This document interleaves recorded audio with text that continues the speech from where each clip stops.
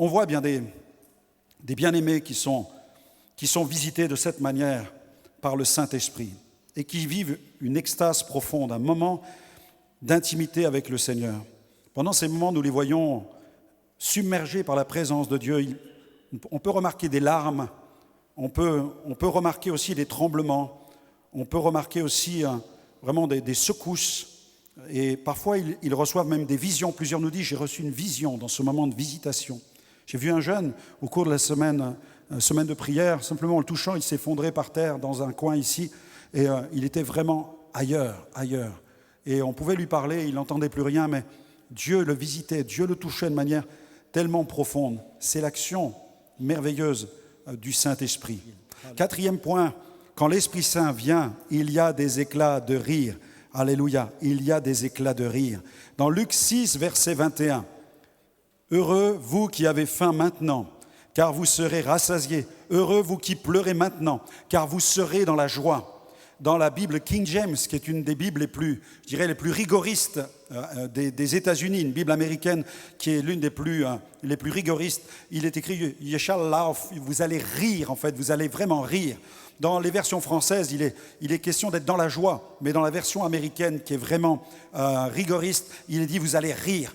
Et moi, je vois des gens, quand ils sont visités par le Saint-Esprit, qui se mettent à rire, qui sont visités d'une telle manière. La version Darby, qui ressemble un peu à la King James, c'est vraiment l'effet miroir dans la Bible Darby, version française, où il est dit « Bienheureux, vous qui maintenant avez faim, car vous serez rassasiés. Bienheureux, vous qui pleurez maintenant, car vous rirez. » Alléluia. Il est question d'un rire qui est inextinguible. C'est un rire qu'on ne peut pas arrêter. Et beaucoup de chrétiens connaissent la joie, mais ils ne connaissent pas encore l'allégresse. Ils ne connaissent pas ces moments où l'onction se répand d'une telle manière et où ils se mettent à rire dans la présence de Dieu. C'est comme un effet de surprise. Il y a comme le Saint-Esprit qui les surprend et ils sont tellement surpris par l'action pénétrante de l'Esprit que leur être entier réagit avec un rire comme incontrôlable. J'ai vu l'équipe d'Emmanuel est venue me voir, m'a dit « Pasteur Franck, nous aimerions tellement que vous puissiez prier pour nous. » Et là, sur le devant, « Seigneur, bénis-les, bénis-les. » Ils sont tombés par terre, visités par la présence de Dieu. Et l'une d'entre elles s'est levée et elle riait aux éclats. Elle était remplie de gloire. Un autre homme aussi se mettait à rire aux éclats tellement la présence de Dieu le subjuguait, le surprenait. Son âme était dans une allégresse qui ne pouvait pas s'empêcher de rire. Dieu soit loué. Et c'est bon, il vaut mieux rire que pleurer. Amen. C'est bon quand les croyants rient et sont dans l'allégresse, dans la présence de Dieu. Alléluia. Dieu soit loué pour sa présence. Amen.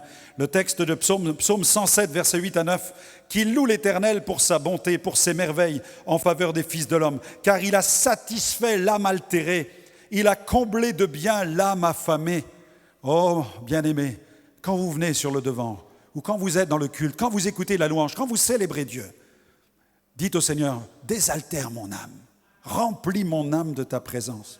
Et quand tu quittes l'église, repars avec le plein. Et chez toi, continue à célébrer le Seigneur. Alléluia. 5e point, quand l'Esprit vient, les nouvelles langues résonnent. Amen. Les nouvelles langues résonnent. Gloire à Dieu. Au moment du baptême dans le Saint-Esprit, nous ressentons ce feu qui est puissant. Pour certains, c'est comme un feu, c'est une puissance, c'est comme des vibrations qui traversent la personne de la tête jusqu'aux pieds. C'est l'accomplissement de la prophétie d'Ésaïe, chapitre 28, verset 11. Ésaïe 28, 11. « Eh bien, c'est par des hommes aux lèvres balbutiantes et au langage barbare que l'Éternel parlera à ses peuples. » Peut-être que tu suis les réunions depuis quelque temps et tu nous entends bredouiller en langue, parler en langue. Et tu te dis, mais ça veut dire quoi? Qu'est-ce qu'ils disent? Qu'est-ce que ça veut dire? Eh bien, c'est un accomplissement prophétique qui a été annoncé par Ésaïe 800 ans avant la venue de Jésus. Et au cours du ministère de Jésus, quand il est remonté dans la gloire, Jésus a reçu le Saint-Esprit. Il l'a répandu sur l'Église. Dans la chambre haute, les 120 ont parlé en d'autres langues. Et l'apôtre Paul dit, celui qui parle en langue ne parle pas aux hommes, car c'est en esprit qu'il dit des mystères. Tu dis en esprit des mystères, des choses qui touchent à la gloire de Dieu. Et ces choses qui sont mystérieuses, qui appartiennent à la gloire, tu les transmets par des langues nouvelles. Parce que ta langue maternelle ne serait pas capable de les traduire. Mais en langue, tu dis des choses glorieuses. Alléluia. C'est pourquoi le Seigneur nous remplit de son esprit et qu'il y a de nouvelles langues. Même si ce langage est barbare, il n'est pas dénué d'intelligence, il a du sens parce qu'il est impulsé par la puissance du Saint-Esprit. Amen. Sixième point, quand l'Esprit vient, eh bien certains sont gagnés par l'ivresse. Certains sont gagnés par l'ivresse. Paul a écrit dans Romains 14, 17, « Car le royaume de Dieu, ce n'est pas le manger et le boire, mais c'est la justice, la paix et la joie par le Saint-Esprit. » Alléluia. Bien-aimés, il y a plus fort que le carnaval de Dunkerque. Amen. Il y a plus fort que la grande braderie de Lille. Il y a plus fort que les fêtes de Bayonne ou la fête de la bière en Allemagne. Il y a la Pentecôte dans l'Église. Et la Pentecôte, ce n'est pas une date sur la calendrier une fois par an. Mais la Pentecôte dans l'Église, c'est à chaque fois que l'Église se rassemble, ou à chaque fois qu'un croyant se tourne vers le Père, il vit la Pentecôte du Saint-Esprit. Amen. Dieu soit loué. Alléluia. Aujourd'hui, les jeunes se tournent vers le binge drinking. Ils prennent des bières, ils prennent de l'alcool, et en 1 minute, ils ingurgitent tellement d'alcool pour connaître l'ivresse en quelques minutes. Mais vous savez, moi j'ai vu autre chose. C'est que ceux qui boivent de l'alcool de cette manière se mettent en danger, ils mettent en danger les autres. Et certains, malheureusement, de ces jeunes ne se relèvent pas de leur coma éthylique. Mais ceux qui vivent l'ivresse du Saint-Esprit sont très bien dans l'état où ils se trouvent. Ils font du tort à personne et quand ils se relèvent, ils sont en pleine forme par la puissance du Saint-Esprit. Alléluia. Et le binge drinking qui vient du Saint-Esprit, ce n'est pas quelque chose qui vous tombe dessus en quelques minutes ou en quelques heures. Mais lorsque l'Esprit de Dieu tombe sur quelqu'un et qu'il le remplit d'ivresse, mes amis, je l'ai vu de mes yeux, je l'ai expérimenté moi-même. Quand j'ai été baptisé du Saint-Esprit, j'étais ivre-mort en un instant. En un instant. On n'a pas eu besoin de me donner des liquides à boire pendant quelques minutes pour commencer à ressentir des sensations et m'évader quelque part. Non, j'ai dit, Seigneur, baptise-moi du Saint-Esprit, baptise-moi. Et là, bam, en un instant, j'étais ivre-mort. C'est la puissance de Dieu. Et nous l'avons vu. J'aimerais bien que Raphaël vienne nous voir quelques instants pour rendre un témoignage ce matin. On applaudit notre frère Raphaël. Ça va tomber pile poil avec ce point, dans ce message sur l'ivresse du Saint-Esprit. Non, viens là. Alléluia, il y a mon frère. Alléluia. Amen. Que dire de cette expérience ? C'était quand ? C'était vendredi dernier. Et en fait, j'ai toujours été réfractaire à ce genre de manifestation. Parce que je m'étais toujours dit, en fait, Seigneur, si je tombe, c'est vraiment pour qu'il se passe quelque chose. Je ne veux pas tomber, pour me ridiculiser. Et du coup, moi, j'étais juste venu, comme d'habitude, prier pour des personnes. Et en fait, j'ai senti vraiment quelque chose qui venait sur moi. Et à un moment donné, ça ne me quittait pas, ça devenait de plus en plus fort. Et après, il y a Florence et Jean-Seb qui sont venus vers moi. Et là, je me suis comme liquéfié. C'est-à-dire qu'à un moment donné, je me suis vu partir. Et j'ai vraiment vécu cet exemple que tu viens d'expliquer par rapport à cette vieille dame qui disait que, en fait, j'avais vraiment l'impression que je partais, quoi. Et que dans ma tête, j'ai dit, ça y est, c'est bon, mon pèlerinage est fini, je m'en vais, quoi. Tu pensais que tu allais mourir même ? C'est ça, je croyais que vraiment que le Seigneur me reprenait, c'était fini, quoi. C'était vraiment ça, en fait. Et donc après, je sais qu'il y a... j'ai senti comme si c'était vraiment une opération chirurgicale. C'est comme si vraiment le Saint-Esprit m'endormait. Et après, j'ai senti comme un espèce de manteau qui me quittait. C'était beaucoup de tristesse, en fait. Alors c'est vrai que j'avais accumulé quand même pas mal de choses. Et donc je rejoins à ce que tu disais. Je pense que le Seigneur a vraiment enlevé quelque chose qui était lourd en moi. Et voilà, donc je suis tombé. Du coup, voilà. Tu t'es senti mamie ? Oui, voilà, c'est ça. Donc après, lorsque je me suis relevé, je me reconnaissais plus, quoi. Je comprenais même plus où est-ce que j'étais, en fait. Même, je regardais des frères et des sœurs, je disais, mais en fait, c'est qui ces gens-là ? Je comprenais plus, en fait, ce qui m'arrivait. Et du coup, en fait, j'étais complètement ivre. Et en fait, lorsque tu parlais de Acte 2, en fait, moi, je voudrais m'arrêter aussi sur le verset 13, parce qu'en fait, j'avais reçu ça. C'est que, en fait, lorsqu'ils ont été remplis à la Pentecôte, on se moquait d'eux. Mais en fait, ils étaient remplis de vin doux, en fait. Ils étaient ivres. Et c'est vraiment ce qui m'est arrivé, en fait. J'étais complètement saoul. Je ne sais pas ce qui m'arrivait. J'avais du mal à tenir sur mes jambes. Et du coup, voilà, quoi. Après, j'ai vraiment senti quelque chose de différent, vraiment, qui m'a vraiment quitté, en fait, en tout cas, c'est sûr.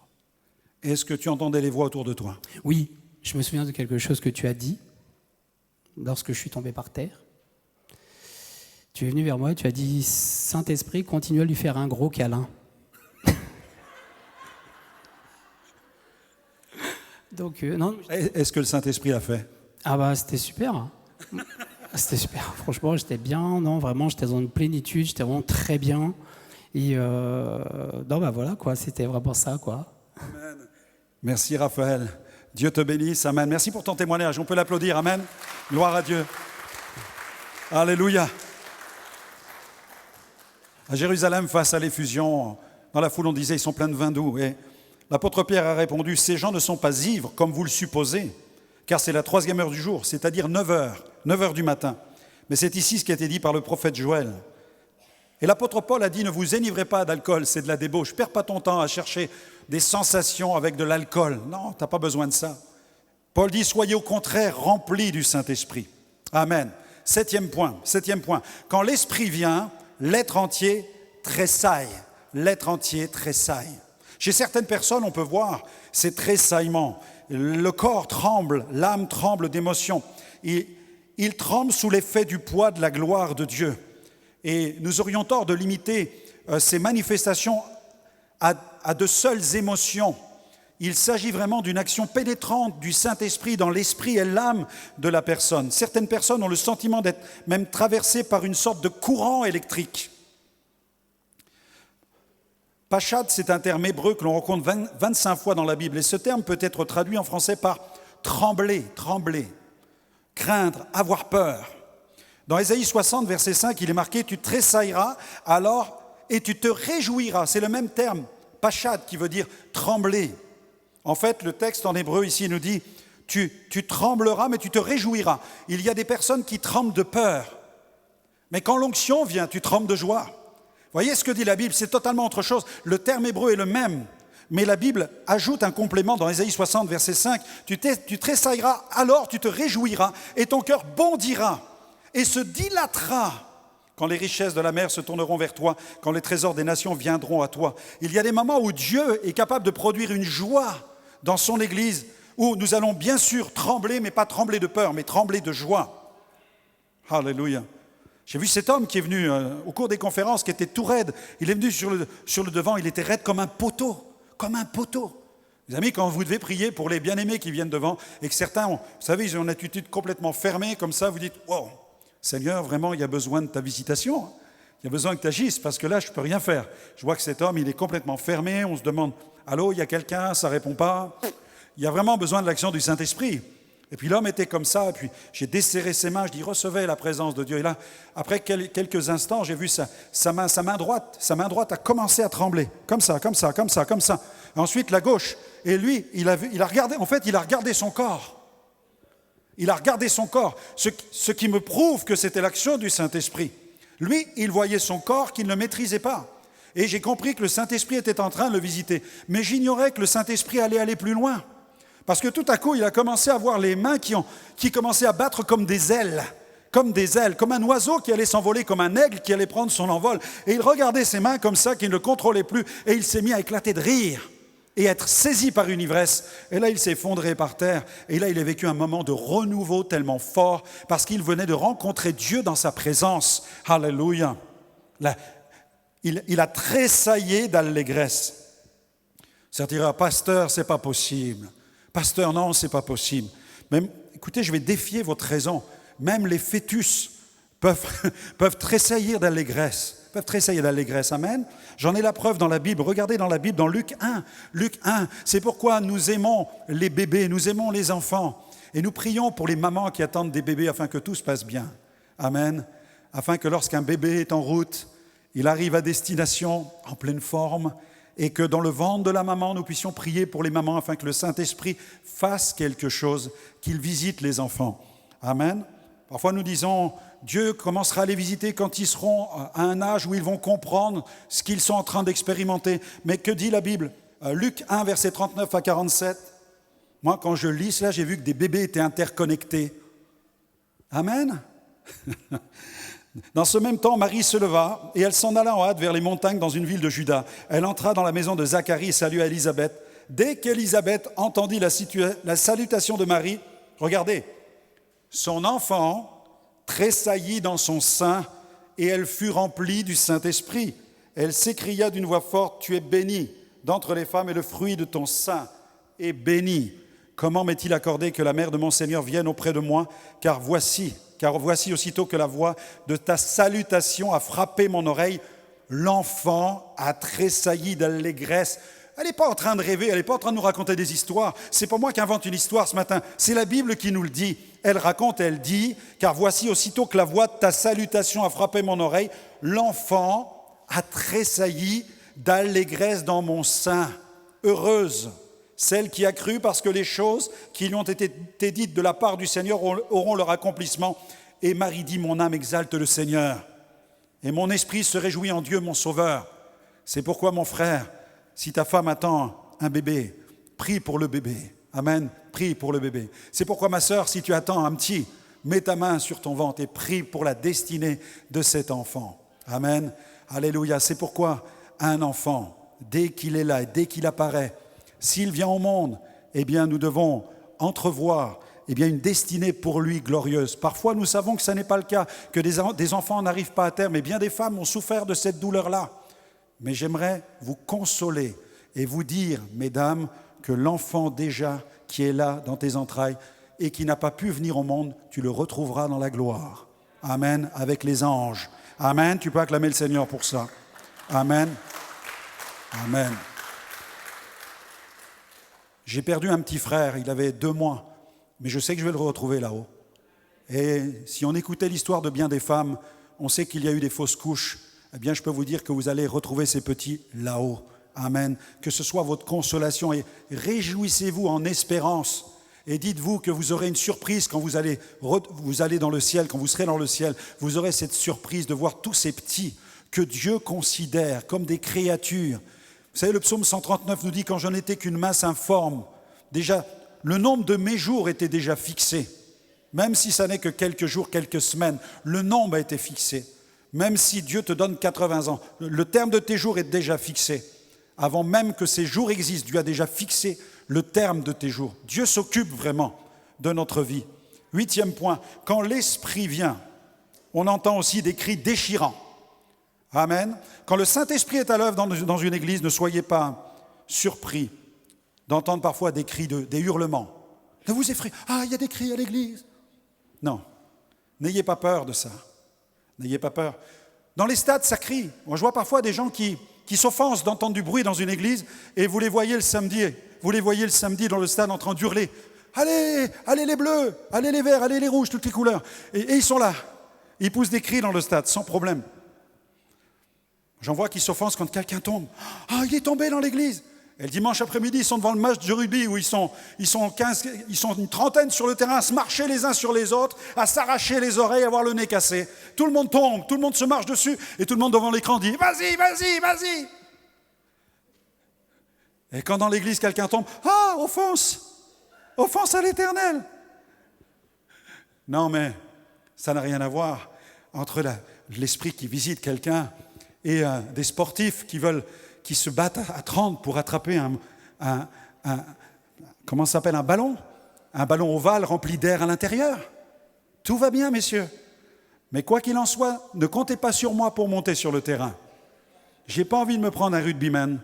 Je n'ai pas envie de voir quelqu'un me piétiner la tête avec les crampons. Non, non, non. Je préfère être dans la présence du Seigneur. Pas vous, non? Amen. Dieu soit loué. Alléluia. Gloire à Dieu. Des cris déchirants.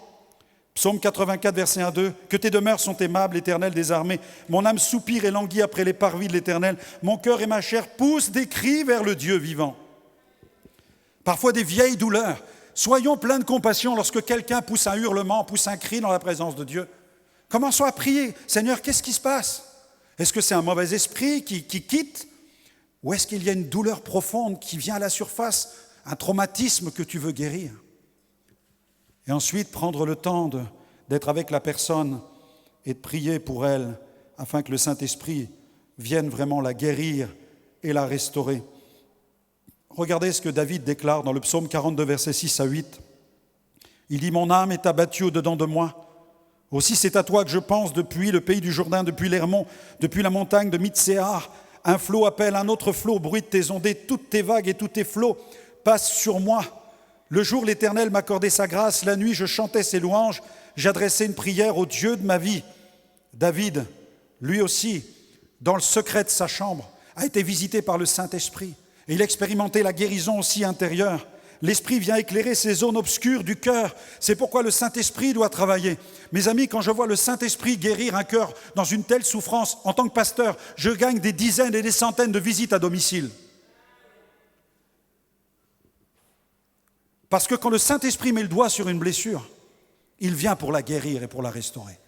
Dieu soit béni pour l'action du Saint-Esprit. David dit, face à ses douleurs, face à ses épreuves, il dit un flot appelle un autre flot. Il est en train d'expliquer que le Saint-Esprit passe sur son âme et s'occupe de guérir toutes ces blessures du passé. Parce que les blessures sont profondes. Elles remontent parfois à l'enfance. Elles remontent parfois face à un père qui était dur avec son enfant et qui a fait monter en lui de la colère. Et cette colère s'est transformée plus tard en délinquance. Pourquoi des gamins deviennent aussi des délinquants? Eh bien parce qu'on les a alimentés avec la colère.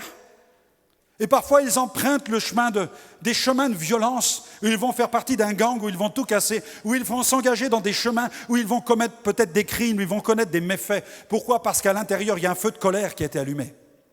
Mais lorsque le Saint-Esprit vient, il vient restaurer. Alors des cris déchirants sont libérés et la personne expérimente la guérison. Et puis, bien entendu, il y a aussi ces démons qui peuvent se manifester. Et la Bible dit dans Luc 4, verset 41, des démons sortirent de beaucoup de personnes en criant et en disant « Tu es le Fils de Dieu ». Mais ils les menaçaient, ne leur permettaient pas de parler parce qu'ils savaient qu'il était le Christ.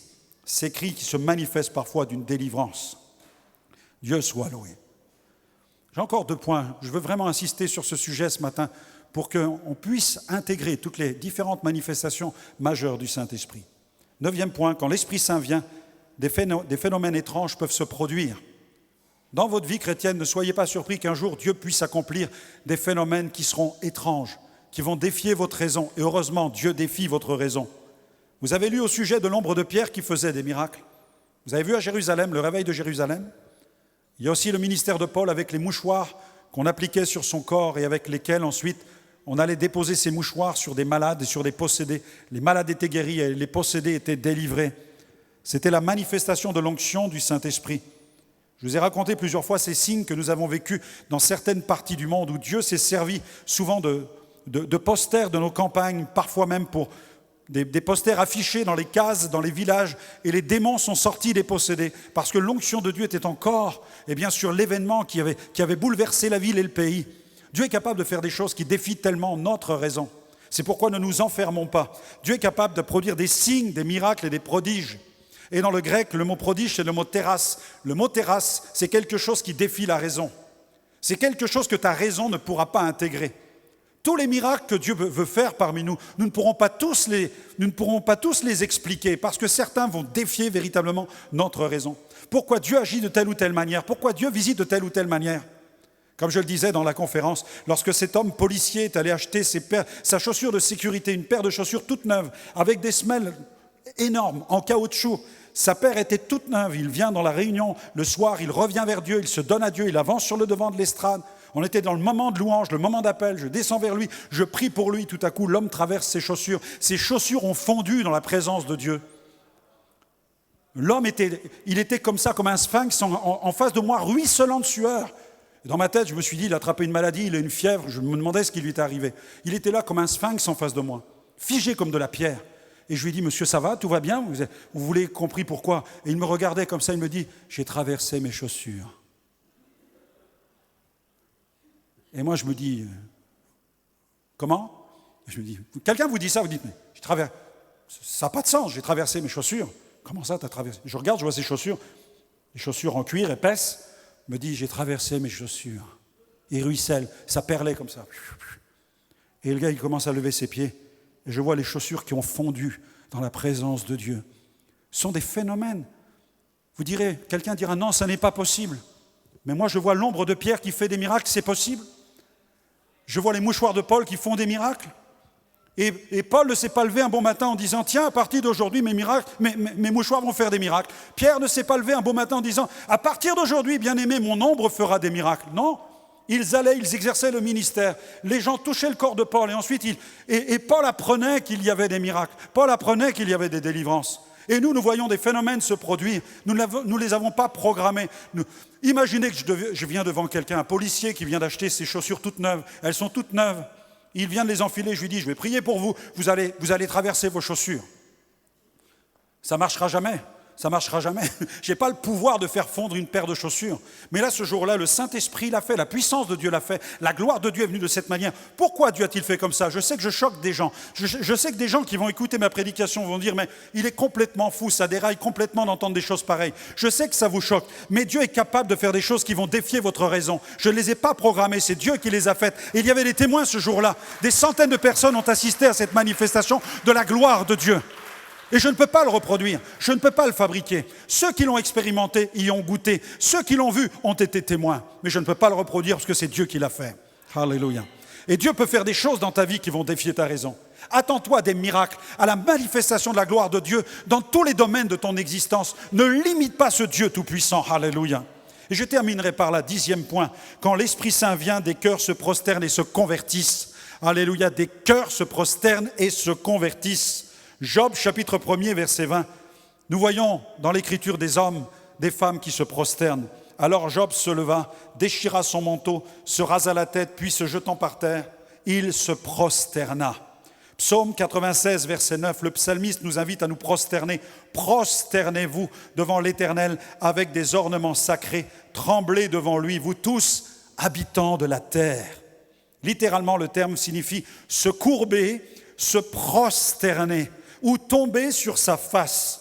Genèse 17, versets 2 à 3. « J'établirai mon alliance entre moi et toi. » C'est ce que Dieu déclare à Abraham. « Je te multiplierai à l'infini. » Abraham tomba sur sa face. Dieu lui parla en disant, « Voici mon alliance que je fais avec toi. » Matthieu 17, verset 6. Quand les disciples se trouvent face à un Jésus qui est transfiguré, lorsqu'ils entendirent cette voix, les disciples tombèrent sur leur face et furent saisis d'une grande frayeur. Regardez le possédé de Gadara. Lorsqu'il voit Jésus arriver, Marc 5, verset 8, le possédé vit Jésus de loin, il accourut, il se prosterna devant lui. Ce ne sont pas les démons qui l'ont jeté par terre, non, l'homme s'est prosterné. Quelqu'un qui se prosterne, c'est quelqu'un qui reconnaît l'autorité de la personne qui est en face de lui. Et parce que cet homme a reconnu l'autorité de Jésus, ensuite Jésus a commandé aux démons de partir et l'homme a été délivré des démons. Mon ami, il y a des choses qui quitteront ta vie qu'à partir du moment où tu lâcheras la tienne. Amen. Il y a des choses qui quitteront ta vie à partir du moment où tu lâcheras la tienne. Mais il faut la lâcher aux pieds du Seigneur. Il faut que tu acceptes de te repentir de tes péchés, de te prosterner et de dire maintenant, je ne garde pas ma vie, je ne peux pas la sauver, je te la donne parce que seul Jésus peut la sauver. Jésus a dit, celui qui voudra sauver sa vie la perdra, mais celui qui la lâchera à cause de moi, il la retrouvera. Mais elle sera transformée, celle-ci. C'est une vie nouvelle que Dieu va te donner. Il prend ta vieille vie, il t'en nettoie, il t'en libère et il te donne une vie nouvelle. À Dieu soit la gloire. Amen. J'aimerais qu'on se lève dans la présence de Dieu afin de permettre à plusieurs vraiment de se prosterner devant le Seigneur, de lui apporter leur vie ce matin. Il y a plusieurs ce matin qui peuvent apporter leur vie et se prosterner, dire « Seigneur, je me prosterne devant toi ».